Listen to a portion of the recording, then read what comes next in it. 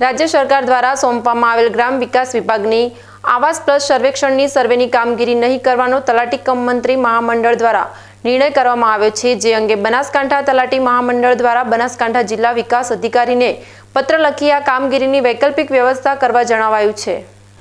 રાજ્યના ગામ વિકાસ વિભાગની આવાસ પ્લસ સર્વેક્ષણની સર્વેની કામગીરી જે ઘરે ઘરે ફરી મોબાઈલમાં એપ્લિકેશનમાં આધાર કાર્ડ અને ઘરના દરેક સભ્યની એન્ટ્રી કરી ફોટા પાડવાની સાથેની સર્વે કરવાની કામગીરીમાં તલાટી ક્રમ મંત્રીઓને ઓર્ડર કરવામાં આવેલ હતા,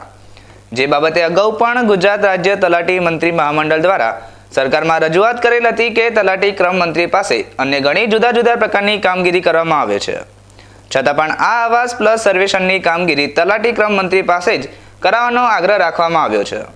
જેથી ગુજરાત રાજ્ય તલાટી મંત્રી મહામંડળ દ્વારા મોબાઈલમાં આવાસ પ્લસ 2024 એપ્લિકેશનથી કોઈ કામગીરી ન કરવા માટેનું રાજ્ય સરકારને પરિપત્ર લખી તમામ જિલ્લાના તલાટી ક્રમ મંત્રી મંડળને